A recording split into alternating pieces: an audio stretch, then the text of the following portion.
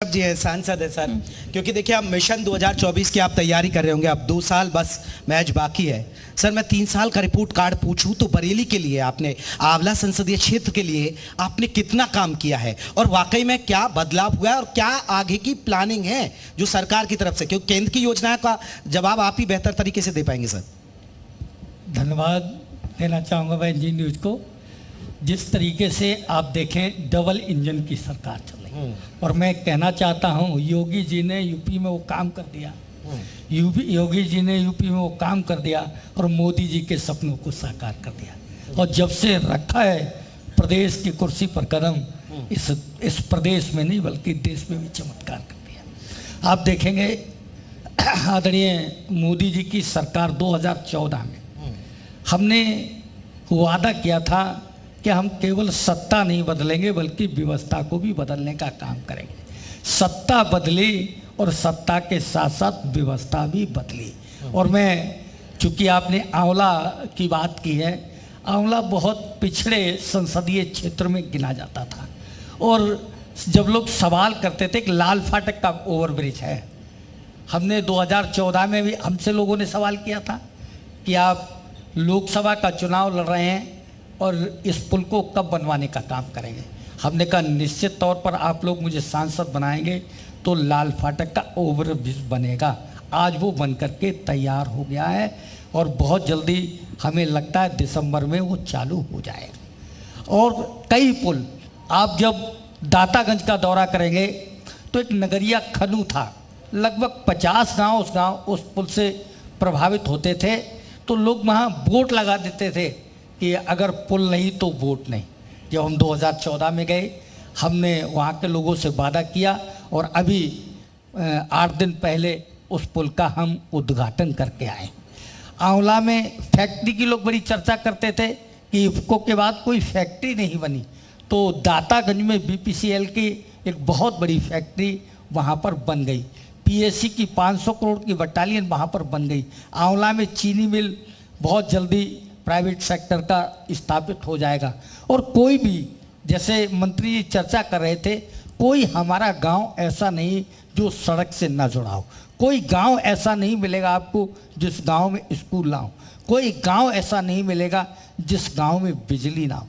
जितनी भी सरकार की योजनाएं हैं, राशन की व्यवस्था को आप जब लेंगे तो पूरे चर्चा होती थी कि किसी गांव में राशन नहीं बढ़ता है, किसी को राशन नहीं मिलता है। आज सरकार की योजनाओं वो ठीक है सर, आपने जो उपलब्धियों का जिक्र कर रहे हैं, अब मैं फिर उस पर आऊंगा क्योंकि देखिए आप चाहेंगे कि केंद्र से पैसा आप ही लाएंगे, जैसे डबल इंजन की सरकार, यानी वो एक इंजन तो आपके पास है जिस पर आप यहाँ आएंगे। लेकिन जिस तरह मैंने मंत्री जी से भी सवाल पूछा था, क्योंकि यहाँ मेडिकल की बात कर रही है, क्योंकि एक एम्स खुल जाए, ये डिमांड आपको पता होगा। सांसद के तौर पर क्या आपने कुछ एफर्ट्स किए, क्या कुछ उसके लिए प्लानिंग है? एक केंद्रीय विश्वविद्यालय की भी मांग को लेकर लगातार उठती रही है कि केंद्रीय विश्वविद्यालय भी यहाँ इस पर कुछ फोकस है, क्योंकि शिक्षा स्वास्थ्य बेहद जरूरी है। लगातार हर मंच पे हमने एम्स की बात को उठाया और हमें उम्मीद है कि यहाँ एम्स बनेगा। और जहाँ तक शिक्षा की आप बात कर रहे हैं तो बरेली एक शिक्षा का हब है, तो इसकी भी विश्वविद्यालय की लगातार हमारी मांग और चर्चा चल रही है और हमें उम्मीद है कि दोनों चीजें होंगी। बिल्कुल, यानी कि बेहतर तरीके से आप कर रहे हैं और देखिए उम्मीद है तो फिर उम्मीद करना बहुत जरूरी होता है क्योंकि तभी काम हो पाते हैं। बहरहाल मेयर साहब भी हमारे साथ हैं, उमेश गौतम जी, मैं आपके पास आती हूँ। उमेश गौतम जी, 516 करोड़ बरेली को विकास के लिए मिल चुके हैं सर। बरेली चमकने वाला ये तो नजर आ रहा है, प्रधानमंत्री भी तारीफ कर चुके हैं और उन्होंने कहा युवा कंधों पर जिम्मेदारी है, यहाँ पर तो कुछ होकर रहेगा। तो बरेली की तस्वीर क्या और बेहतर नजर आएगी हमें आने वाले समय में पर्यटन के लिहाज से भी, क्योंकि उतना विकसित नजर नहीं आता है? देखिए, पर्यटन के हिसाब से अगर हम बच्चों के लिए बात करें तो गांधी उद्यान में अभी हमने मिरर मेज लगाया है, यानी कि कांच की भूल भुलैया, जो अपने आप में एक अनोखी है, उत्तर प्रदेश में पहली है। तो उनके लिए भी हम लगातार बच्चों के लिए काम कर रहे हैं। जो अक्षर विहार झील है, वहाँ जो तालाब है, वहाँ पर लोग पहले निकला करते थे तो मुंह पे नाक पे रुमाल रख लेते थे, अब वहाँ घूमने जाते हैं, वहाँ बच्चे झूला झूलने जाते हैं। वहाँ पर जो फाउंटेन लग रहा है, फाउंटेन लग के तैयार है, बिजली कनेक्शन मिलके अभी 15 अगस्त तक शुरू हो जाएगा। तो ये चीज़ें ऐसी हैं जो पर्यटन के हिसाब से, जो लोकल पर्यटन है, जो बच्चों के लिए, यहाँ के लोगों के लिए, अगर मेहमान आ जाएँ तो कहाँ जाएँ देखने, ऐसे ही यहाँ संजय गांधी जो ऑडिटोरियम है उसके पास में ही हमारे एक तालाब था, जिसको हमने बहुत ही खूबसूरत तालाब बना दिया है पंडित दीनदयाल सरोवर के नाम से। वहाँ वो भी हमारा सितंबर तक चालू हो जाएगा, लेकिन वो अभी भी अगर वहाँ जाके देखेंगे तो आपको उसकी खूबसूरती अलग ही नज़र आएगी। ये वो तालाब है जहाँ सिर्फ भैंसें ही नहाया करती थी। ऐसे ही एक डेला पीर का तालाब है, वहाँ सिर्फ कब्जों के लिए ही मशहूर था, कब्जे होते हैं वहाँ पर और सिर्फ भैंसें नहाती हैं। लेकिन अब वो तालाब खूबसूरती के लिए मशहूर हो रहे हैं।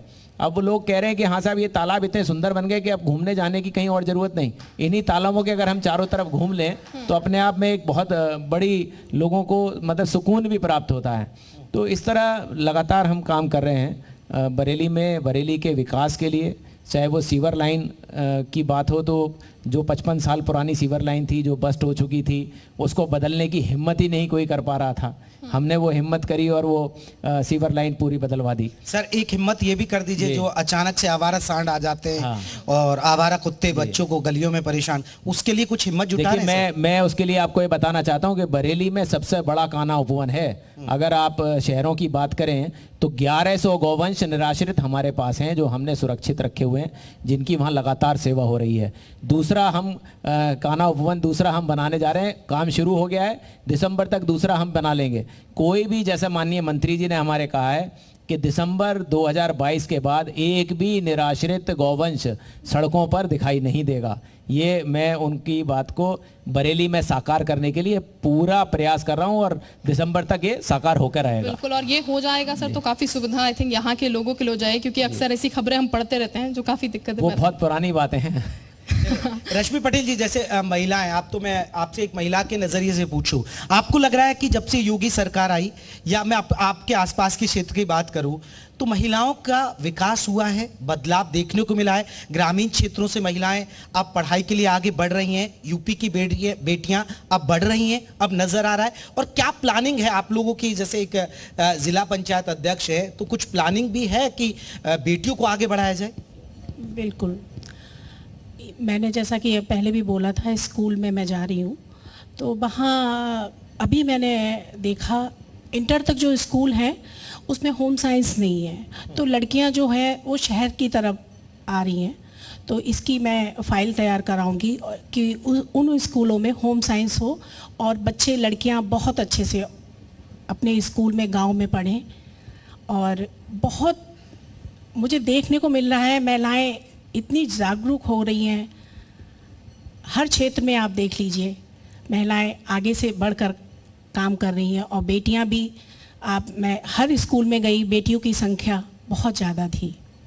बिल्कुल, स्वास्थ्य सेक्टर में भी काम हो रहा है, क्योंकि मैम एजुकेशन तो देखिए इंपॉर्टेंट है, लेकिन अक्सर हम देखते हैं ग्रामीण क्षेत्रों से शिकायतें जो सामने निकल के आती हैं कि जो स्वास्थ्य केंद्र है कई बार डॉक्टर्स अवेलेबल नहीं होते हैं, कई बार स्वास्थ्य केंद्र जो है वो बंद पड़े रहते हैं। ये दिक्कतें अमूमन होती हैं ग्रामीण क्षेत्रों में, तो ये सुविधाएं उन लोगों को मिल पा रही हैं बरेली की अगर हम बात कर रहे हैं? क्योंकि आप और बेहतर तरीके से बता पाएंगे, आपके हाथों में जिम्मेदारी है और जिम्मेदार लोगों से हम पूछ रहे हैं। देखिए, स्वास्थ्य को लेके आपने बहुत अच्छी बात कही। अभी कोरोना काल में ही देख लीजिए चीज़ें, मैं समझती हूँ व्यक्ति को खुद भी जागरूक होना चाहिए।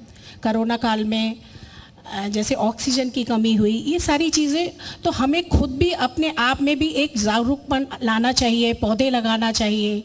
ये सारी चीज़ें मैं अपने ग्रामीण में जाती हूँ, महिलाओं से कहती हूँ, एक सफाई की सबसे ज़्यादा ज़रूरत है। वो चाहे महिलाएं हुई चाहे पुरुष हुए, आप अगर अपने एरिया को साफ रखेंगे, सारी चीज़ें रखेंगे, तो बीमारियां खुद ब खुद कम होंगी। ठीक, संजय साहब एक सवाल, क्योंकि अभी खेलों पर मैं युवाओं की बात करूंगा। एक ये अलग है कि आप, हो सकता है आप कहेंगे कि देखिए मेरा महकमा नहीं है, या हो सकता है, लेकिन एक सांसद के नज़रिए से केंद्र सरकार भी लगातार बढ़ावा दे रही है, एक नई योजना लेकर आई है। लेकिन हम देखते हैं कि बरेली से टॉप खिलाड़ी नहीं निकल पाते हैं। उसके लिए एक सांसद के तौर पर या कोई सांसद आपकी तरफ से कोई ऐसी प्लानिंग की गई है? क्योंकि देखिए अक्सर आपने देखा होगा कि जब यूपी के खिलाड़ियों खेलते हैं, अच्छा करते हैं, लेकिन मेडल सबसे ज्यादा हरियाणा के लेकर चले जाते हैं, जबकि इतना बड़ा स्टेट है, इतने बड़ी सुविधाएं हैं, बावजूद उसके वो चीजें क्यों यूपी से चूक रही हैं?